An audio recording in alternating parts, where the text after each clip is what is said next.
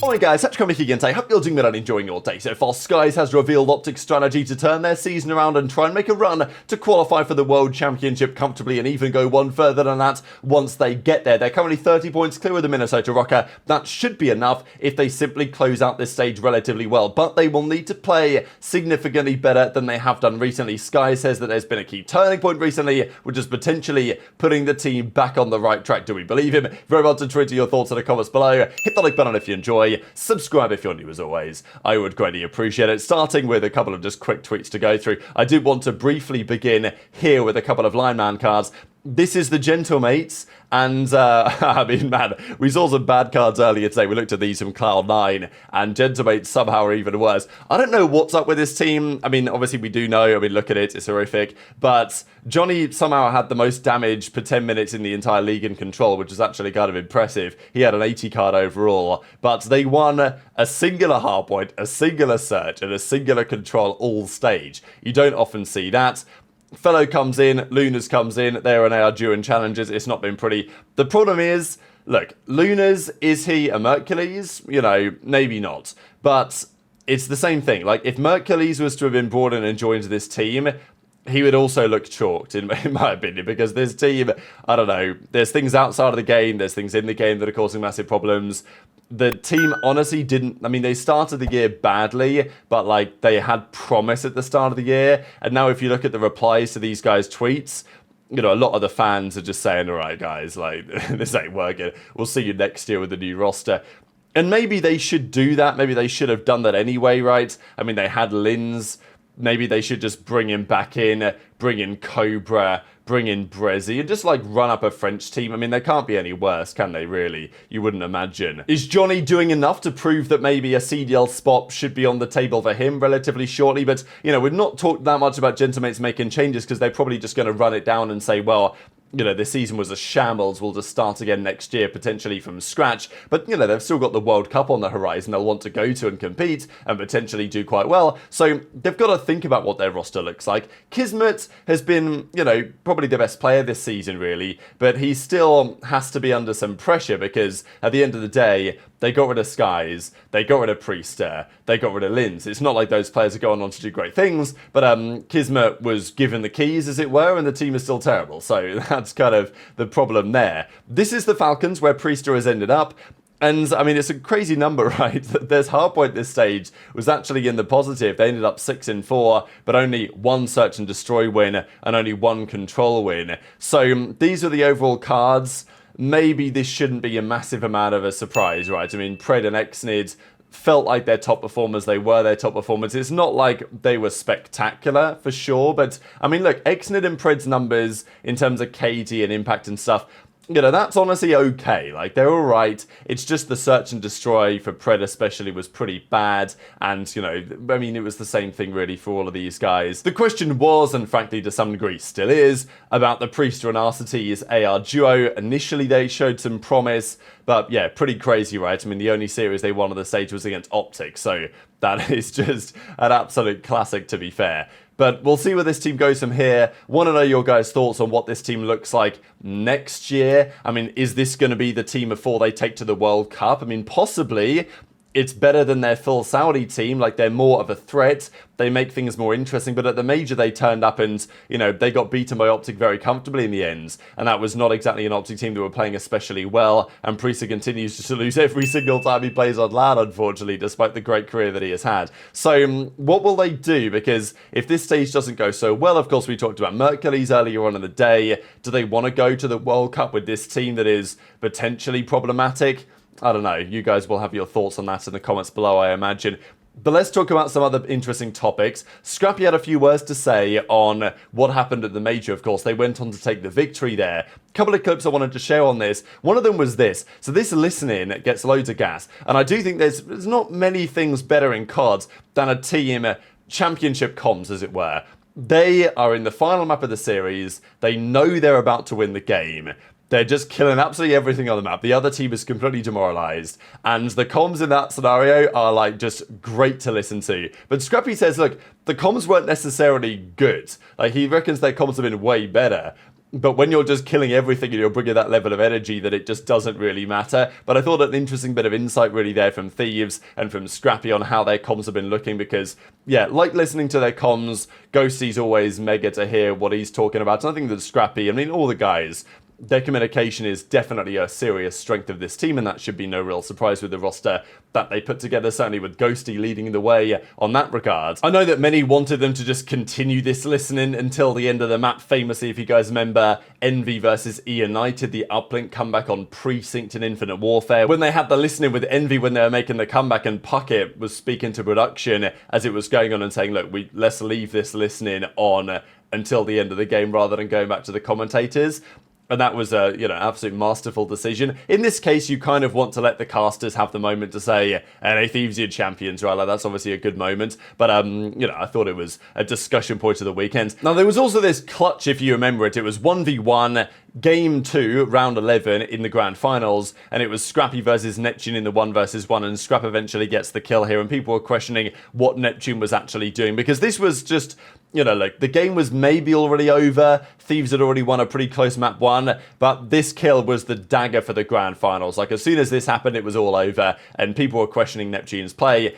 He did comment on it on stream and kind of describe what was going through his head at the moment. Certainly wasn't the ideal play, but yeah, still a lot to learn and think about for Surge going forwards, because they've had a couple of great tournaments in a row, but unfortunately for them, it's not quite been enough. Yo, big keep going, bro. Come on. Heard you. Deep right, nice, I'm blocking. Watch out, absolute low zig, watch out, one gym. Top side plat.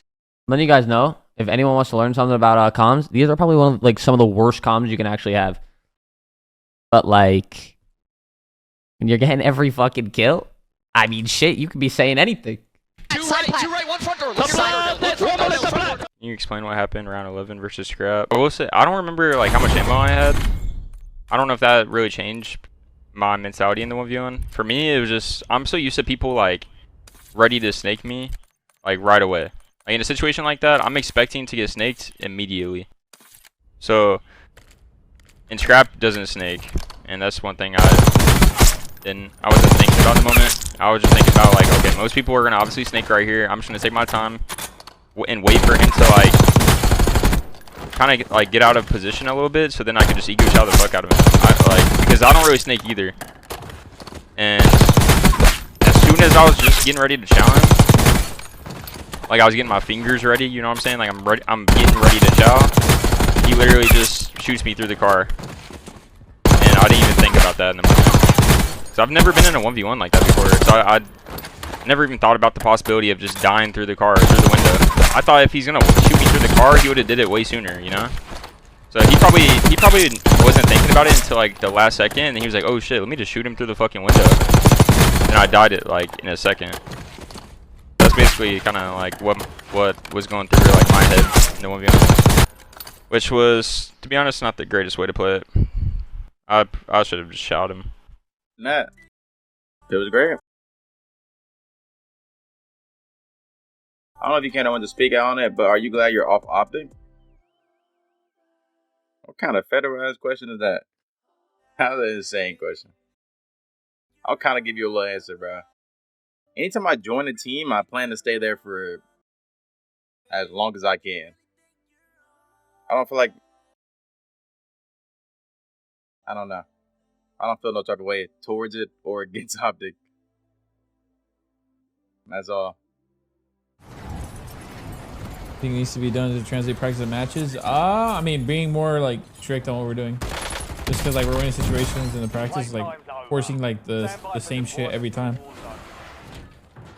We literally stayed like 3 hours after scrims just to watch VODs and see like money hills, like what we need to be doing every single time, not just like bailing out of our fucking situations. You know what I'm saying? So what do you think about what Kenny had to say? Asked the question, as he said, it's pretty federal, like, what do you feel about getting dropped from OpTic, right? And look, there's still some debate on whether Kenny did get dropped, whether he left the team.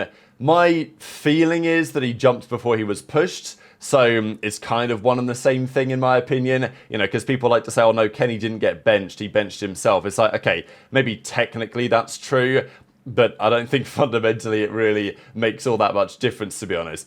He wasn't performing well. the team and Kenny, I imagine, wanted to move on from the situation. Whether that's going to be a good or a bad decision in the longer term, we'll see. Look, I gave my thoughts from day one, and people were starting to discuss whether Kenny should go. That in the long run, it's going to be a loss, but it might have been a necessary sacrifice to try and get the OpTic team back on track this season.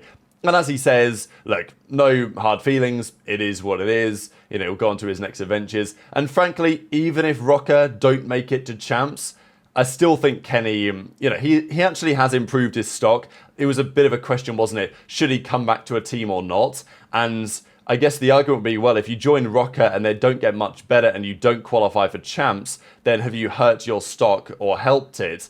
I actually think that Kenny's stock has gone up just a little bit. Look, it's not as much as it would have been if he came into that Rocker team. They started winning a load of series, you know, crushing out oppositions, making Sundays at majors. You know, that would have been a big deal. And it's not like they've got drastically better with Kenny for Paul in terms of results, but it does feel like they're playing better cards. And I think Kenny individually has proven, despite a pretty rough series to bow out of the tournament, that, you know, he's better than he showed on OpTic, right? And maybe that's helping his stock to some degree. I still think Kenny easily has the connections and, let's say, the recognition to walk into another team next season. May or may not be Rocker. Time on that one will tell. But the other piece, of course, the current OpTic team, what does it look like for them? And can they turn it around? And Skyz was suggesting that, look, their scrims have been better than their matches. JP did a tweet the other day saying that he's tired of them being the scrim merchants, basically, or whatever he said, scrim demons or something. So, you know, where do they go from here? The point is, it's just about translating the results, right? I mean, we always talk about this. The practice is just not how we're playing in the real games, all this. So, okay, whatever. It's just the classic thing that a team say. But Sky says, look, we stayed after scrims. We did a VOD session. Maybe we've turned a corner a little bit in terms of our understanding. We'll see. If OpTic do stick it out, I actually don't hate it, to be honest. I do feel like there might be some value in them just kind of trying to make it work. It's not a long-term play, but I think for the short term, you know, maybe it is what it is. But I think they also, keeping Skyz is a recognition that, like, okay, we're not actually going to achieve anything of substance this year. We're just going to try and, you know, hold on, basically, to the World Championship qualification spots. And then in the off-season, probably make some more serious changes. Maybe they can have a bit of a renaissance if they've discovered something about their gameplay that is better now than it was previously, and maybe they've turned a bit of a corner in their understanding, and if you bring in a new player, you reset all of that. So I guess the argument runs either way, but definitely intrigued to your thoughts on all this in the comments below. The key piece, I guess, is these are their matches. They play Surge, difficult. They play Boston, winnable. They play Ravens, definitely winnable. They play Gentamates, they should win. And they play Toronto, which is also difficult. So, you know, look at this run of form. Look, if OpTic get 3 wins, I think they'll be very happy, right? Because that puts them in winners bracket for the major. That means that they, you know, if they win one game in winners bracket of the major, they'll for sure qualify for champs unless Rocker do something crazy. So this is their run. The Rocker run is actually very similar. They play Surge, Ravens, Gentlemates, and Ultra. Rocker play Falcons instead of Boston. So, you know, let's just say hypothetically OpTic lose to Boston as they did in the first round of winners this tournament, and Rocker were to, let's say, beat the Falcons, and the other results go the same way, then OpTic would be 2-3, Rocker would be 3-2. That would then be a 20 points gap in the standings, and maybe OpTic would even start in losers, at which point, you know, Rocker would have potentially, not the upper hand exactly, but there was definitely an option there for them to still win. The 30-point gap, though, is pretty tasty for OpTic, just because of the way that it works seeding-wise. Like, if it was a 20-point gap, then all Rocker would have to do is beat one more team than OpTic in the qualifiers, then it would be a 10-point gap going into the major, and then it's simply outplacing OpTic would flip 15 points. But a 30-point gap means that if Rocker go 3-2 and OpTic go 2-3, the gap is 20 points, and if OpTic were to bomb out dead last and Rocker were to come top 8, that's only a 15-point swing, so they would still lose out by 5. So basically, Rocker could have really done with one of those series wins last stage, and it is definitely an uphill battle, but who knows, it's certainly not over yet. So very much intrigued to your thoughts on all this stuff in the comments below. Check out aBeZy's vlog as well. I thought it was pretty fire. Always, if players want to make content, I'll always shout them out about it. And people are actually gassing up this vlog. I've not got the chance to watch it yet, but I did see it on my recommended, so it's in my watch later for later on today. And unfortunately for aBeZy, he put his first vlog out there and they bomb out of the tournament top 6. But, you know, hopefully he keeps doing it and better luck next time and all that type of stuff. So very much enjoyed your thoughts in the comments. Hit the like button if you enjoyed. Subscribe if you're new. Take care. And I'll see you next time.